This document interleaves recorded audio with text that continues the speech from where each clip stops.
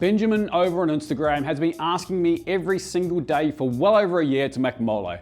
And a couple of weeks ago, I finally caved in and gave it a go. Honestly, I regret it. I regret not making it sooner. It was one of the most complex, rich, and incredible tasting dishes I've ever made, and it was too good not to share with you all properly. So today, I'm gonna run you through my attempt at a true Mexican classic, mole de pollo, served with red rice. A huge thank you to Squarespace for sponsoring today's video. If you need a website for a passion project blog or even somewhere just to house your recipes, they're the people to talk to. More on them later. Let's get stuck into this moh-lay. I think a lot of people get intimidated by this recipe because there is a lot of ingredients. And I don't say that lightly. There's a lot of ingredients in this recipe. But honestly, it's worth doing, and don't skip any of the ingredients. Make sure you kind of do it properly, do it justice. It's probably not a weeknight recipe. It's probably a weekend recipe or a day off recipe.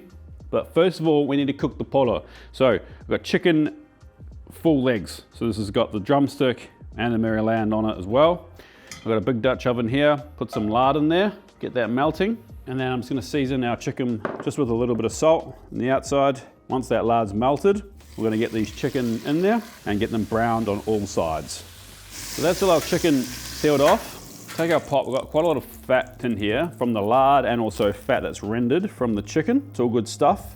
We don't need it for what we're doing next, so just keep it. One white onion, which we've peeled and cut in half, put that in there. One jalapeno, which we've cut in half and taken the seeds and pith out. We do that to control the heat, yes, but also to control the bitterness. Chicken goes back in. What we're trying to do is effectively poach this chicken now, and then we'll use the poaching liquor to make our moh-lay. So we're going to cover that with chicken stock and orange juice, just enough to cover. Heat back on, bring it up to a simmer. Then we're going to turn it right down low. We'll cover it and we'll cook that till it's fully cooked through. It's probably going to take about 35-40 minutes. Our chicken has just gone to a light simmer. Lid on, I'm going to turn it right down low. I'm actually going to move it to a smaller burner over there. That's hot. Use a tea towel. Cooking for like a lifetime, I'll still do it. All right. Moh-lay. It's all about the chilies. Dried chilies, you can get them online now, or you can go to like a Spanish shop or a Mexican shop. But yeah, you can get the stuff online now. You're not going to find it at your supermarket here in Australia. You might in the US. I don't think you're going to in the UK either. But you can get it all online.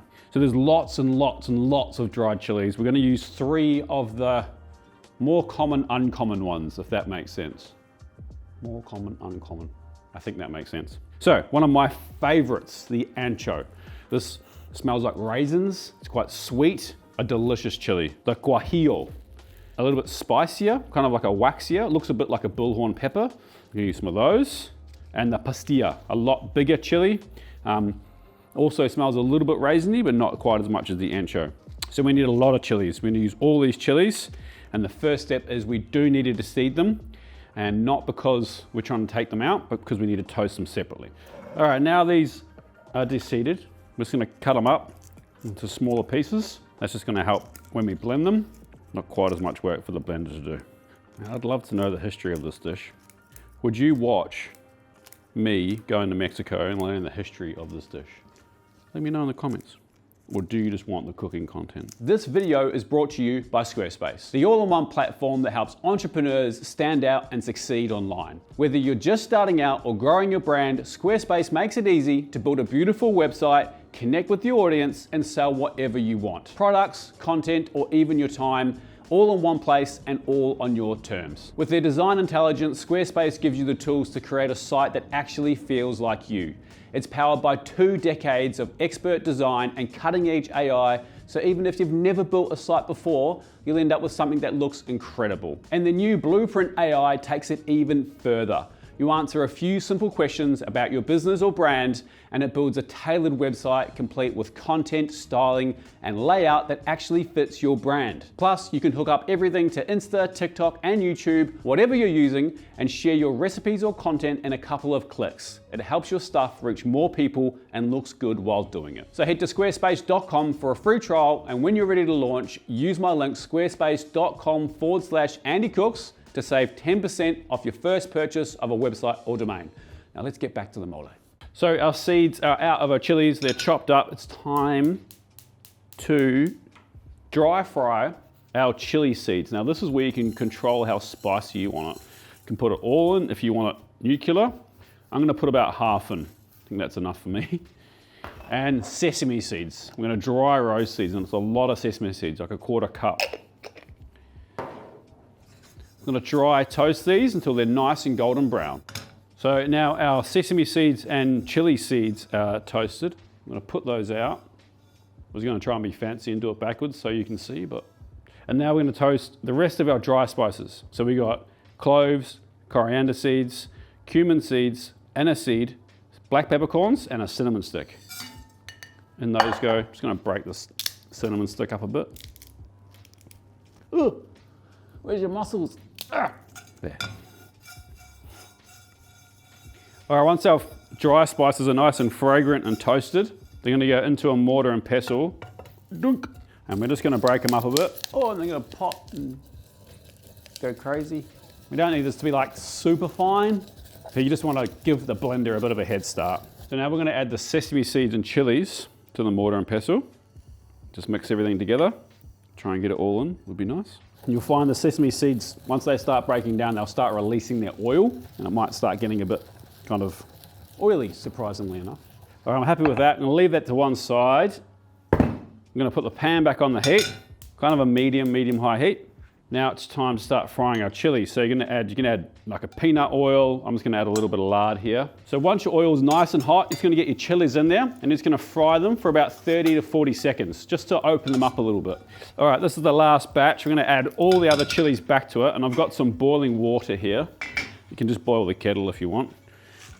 Those all go back in there. Raisins go in. And then we cover it with boiling water. Heat off on that big pan as well, and cover it with boiling water. And hot tip, if you're not poaching your chicken, like if you've just got roast chicken left over that you want to use up the sauce on, keep this liquid here and use it in replacement of the liquid that we're making with the chicken to make the sauce in a minute. All right, we're gonna cover that with a lid. Make sure they're all completely submerged. We're gonna let that soak for 30 minutes. So we're gonna serve our moh-lay with red rice. So I've just taken some red rice and I've rinsed it really well under cold water. And then I'll put it in the pot and I'm gonna soak it for about 20 minutes before we start cooking it. It'll help you get a more even cook. I've got another pan over a medium-high heat. We're gonna toast our nuts, so dry toast them. So I've got my pumpkin seeds, almonds, and peanuts, raw peanuts. And then here I've just got some corn tortillas. I'm just going to tear these up a bit, and we're going to toast those as well.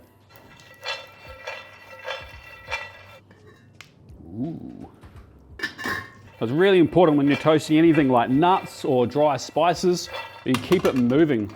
And the reason being is because otherwise you're going to run the risk of getting like nice toast on one side, but you're not actually penetrating the seed or the nut.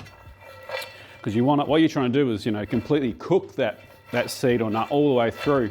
So if you just do it on one side, flip it once, do it on the other side, oh, that looks toasted. It's not actually going to be toasted all the way through. So keep it moving. High heat, keep it moving. So now our nuts are nicely toasted. Out they come. Turn the heat down a bit. We're going to toast our tortilla. And just like you'll see the coffee roaster when they're roasting coffee, if you pull these out and they're really well toasted, and you just leave them like that, you run the risk of them burning because there's a lot of residual heat in them. So just give them a toss, just so that they don't kind of keep cooking or keep toasting. All right, tortilla is nicely toasted. That can just go with the nuts. Pan back on, turn the heat down a little bit. So I've got some Roma tomatoes or plum tomatoes here, 4 of them, just cut them in half. And 1 white onion, also peeled and cut in half. I'm gonna put a bit of lard in this hot pan, get the onion in there. We're trying to char this up quite a lot. Just be careful because you've got really hot lard and wet things. So it will spit a lot at you.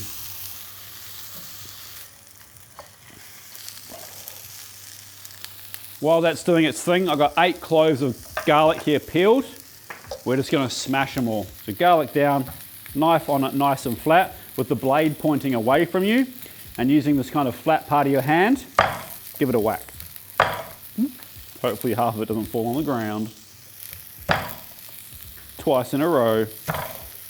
All right, once you got good color on these, they're pretty much good to go. Flip them over. That's what you're looking for. Nice dark color on your tomatoes. Once they got good colour, we can pull them out. So I've got the heat completely off now because I want this pan to come down a bit. I do want to get this garlic in there just briefly to kind of take off some of that rawness. This will all get cooked again, but it's going to add that garlic just briefly to that pan just to open it up a little bit. And this is where, if you had tomatillos, you could find tomatillos. This is where you do the same thing as the tomatoes with the tomatillos. We can't get tomatillos here in Australia. I've seen them twice, I think, fresh tomatillos. So we're going to use the tin stuff instead, which, you know, it's not ideal, but that's life. We're not going to bother cooking those. They can just go with our tomatoes. Make sure we don't burn the garlic. We're just trying to lightly toast it and open it up a little bit. There's still no heat on under this pan. It's just residual heat doing this. Like I said before, we are going to cook the sauce again, so you don't need to make sure that it's like fully cooked the garlic. We're just trying to open it up a little bit. All right, I'm going to have a little tidy up. Then we're almost ready to start making the sauce. So our chicken is ready. That's just been sitting there with the heat off. I poached it for probably 30 minutes, then I just turned the heat off. Just gonna pull this out, leave it on a tray with a rack, and then when we're ready to serve it, we'll just flash it through the oven to make sure it's nice and hot. So we're gonna make sure we keep this chicken stock because we're gonna use it to cook our moh-lay, and that's really hot. It's the second time I've done that today. In the same pot. I think I'm stronger than I am. Now you're definitely not going to use all this stock to cook this sauce, but don't throw it out, just keep it. It's great for poaching chicken or for using it in anything really, anything that you'd use stock in. It is going to have an orange flavour to it though, so make sure you remember that. What's it taste like? Yum, tastes like chicken stock with a little bit of orange juice. So before we start blending everything, let's recap what we've got, then we'll mix it, we'll start blending it, and we'll start cooking it. So we've got our soaked chilies and raisins. They're ready to go and they smell delicious. I was gonna say they smell like raisins, but of course they smell like raisins. There's raisins in there.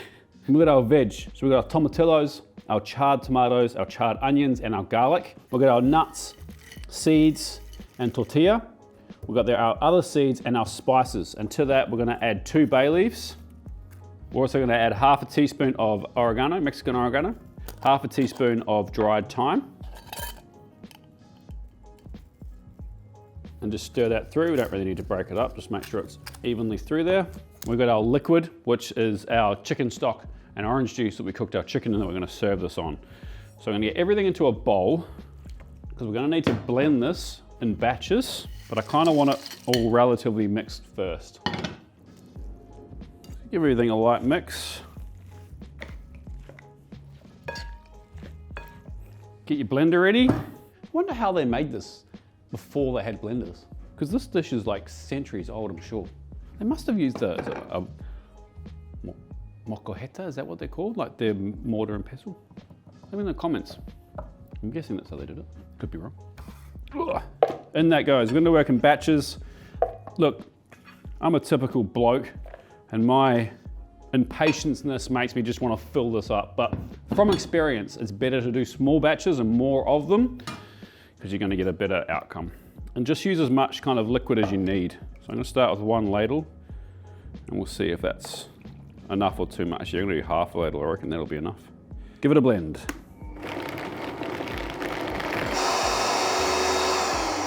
Should have gone with my intuition.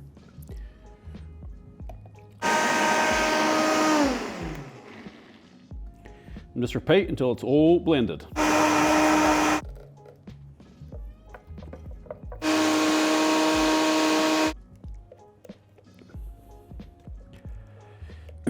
All right, give this a good mix so that it's all nice and even. And it's not quite as dark as it's gonna be because we haven't added one of the most famous ingredients in the sauce, the chocolate, or the sugar for that matter. All right, to the pot. High heat, we're gonna add about a tablespoon of lard. If you don't want to use lard, just use like a neutral flavored oil, like peanut oil. Because we're gonna get this lard nice and hot, as soon as you pour this in, it's gonna splatter a lot. If you're concerned about that, you're not super confident in the kitchen with the hot stuff, you can just do it when the oil's cold and it won't splatter at you. But I think there is something about that, you know, that kind of instant heat transfer. It does add something. Might be a placebo, but hey, so be careful. Pour it away from you and it goes. It also makes a mess. Then careful, I'm gonna stir this and you're gonna see it's gonna split again. Just be careful, it's gonna pop, see? Pop, pop, pop. That stuff's hot. Get more in there. Turn that down. This big cauldron of, put a lid on it if it's going a bit crazy. Let it calm down for a second. Let it take itself to its room and just have a breath. Sarah's not even looking. She's like, I'm not looking at the mess you've just made. Be careful when you open it. Use the lid as a shield. There we go, we've calmed down a bit. That's good. Okay, I'm gonna get the rest of this in here. It's like being at Rotorua in the hot pools. Okay, get all the sauce in there. We're gonna give it another mix, and then we're gonna simmer this for 30 minutes. Keep the lid on it, just to stop your kitchen getting completely destroyed. And if you do have little blowouts, make sure you wipe it up quickly, especially if you've got porous back counters, because it will stain your bench. So we're just gonna kind of simmer that for 30 minutes with covered, and we're gonna give it a mix every 5 to 10 minutes. But I'm gonna clean up my mess, and then we're gonna start cooking our red rice. So for our rice, all I've done is drain the liquid that it was soaking in, and then I've put it back in the pot, and I've done a 2-to-1 ratio of rice to water. So that was 1.5 cups of red rice, raw red rice, and I've put 3 cups of water in there. Pinch of salt. Bring it up over sort of medium-high heat. Once it's simmering, you can turn it right down low and cover it. And my thing won't work for some reason. Maybe it's got moh-lay sauce stuck in it. Fixed it. On the heat, lid on. It'll probably take 20 minutes to cook. Perfect time, because this should be ready then. The only other thing we need to get ready is our chocolate and sugar for balancing the flavor. So once our sauce is simmered for 30 minutes, we're gonna finish it by adding the Mexican drinking chocolate. So one of these things you can get from, again, from the Mexican shops or online. And we need 60 grams of it. This block, 90 grams, so leave a quarter behind. And then with some sugar. So what I'm gonna do is add this chocolate first and see how it comes out, because there is sugar in the chocolate too. And then you can also add some more sugar if you think it needs more sugar. This is jaggery sugar. It's very raw, kind of unrefined sugar, which works really well. If you can't find that, you can just use brown sugar instead, or like raw sugar. We'll just cut it up so it's easier to dissolve, but we'll wait another 20 minutes for that to be ready. Then we'll stir in our chocolate. We'll check our seasonings of salt, and if we need to add more sugar, we'll add some of this. Yum. Our sauce has been simmering for about 35 minutes now. It's looking good. It is still violent, so just be careful. I've got the heat off now, which should stop it from really kind of kicking off anymore, hopefully. It's looking good. It starts to almost split a little bit, but it should, if you give it a mix, it should kind of come back together, no problem. Now is where we start the finishing seasoning part. Sweet, calm down, calm down. So to that, we're gonna add our chocolate, and we're gonna stir that through, and then we're gonna start seasoning it with salt and sugar if it needs it. This chocolate, this drinking chocolate, has a lot of sugar in it anyway, and I've already had a couple of sneaky tastes, and it's already pretty well balanced, so we might not actually need any of that sugar.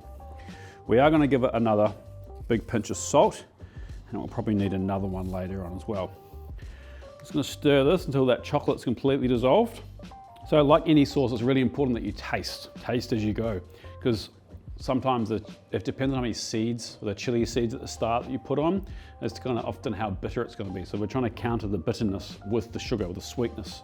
So if you want it just to be really hot and spicy, you put all those seeds in, you might need a little bit more sugar than you're going to if you don't put any seeds in, which is also a valid way to do this. You know, if you don't want any spice at all, just don't put any seeds in. But I think people see all those chilies and they think this is gonna be like super, super spicy. It's honestly not.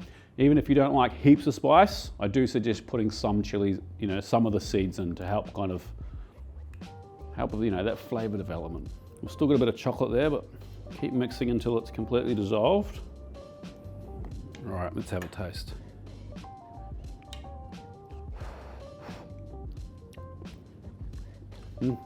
It's so good. It's so complex. It's like, you know, you get that kind of capsicum, you know, that chili capsicum flavor at the start, and then it's really sweet.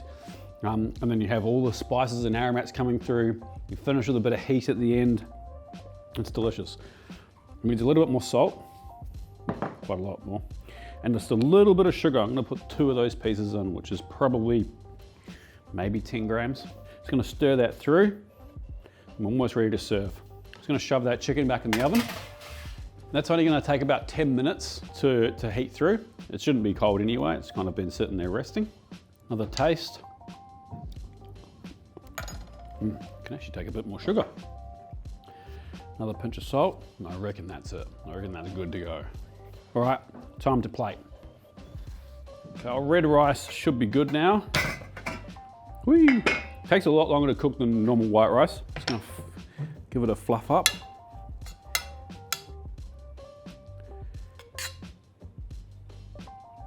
Add one of our pieces of chicken.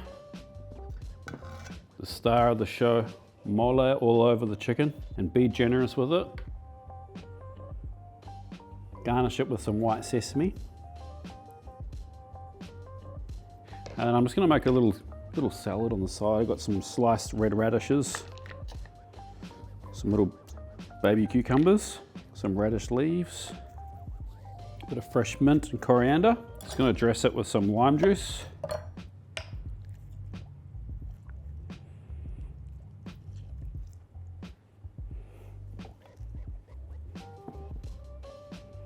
And there you go, moh-lay de pollo with some red rice. It's a bit of labor of love, but trust me, it's 100% worth it. You also make a lot of it, so feel free to freeze some, and next time you're in a pickle and you need a quick dinner, buy a rotisserie chicken and put some of that over it. All right, let's have a taste. It's so good. It's rich, really complex in the best way possible, super well balanced, and pairs perfectly with that chicken and that red rice.